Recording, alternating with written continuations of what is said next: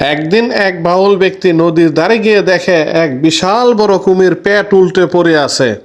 সে ভয় পেয়ে বলে উঠল, হে আল্লাহ, এ কি মহাবিপদ! এমন সময় এক পীর সাহেব এলেন এবং চোখ বন্ধ করে দোয়া করলেন। বিসমিল্লাহ পরে কুমিরকে উঠে পড়তে বললেন এবং সাথে সাথে কুমির এক লাফে উঠে দাঁড়িয়ে গেল।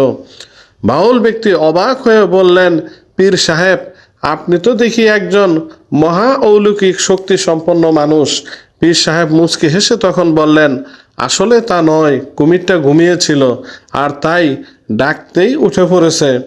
মূল শিক্ষা এই যে কিছু কিছু ঘটনা অলৌকিক মনে হলেও বাস্তবতা আসলে তা নয়, আর তাই সব কিছুকে অন্ধের মতো বিশ্বাস না করে আগে অবশ্যই যাচাই করা উচিত।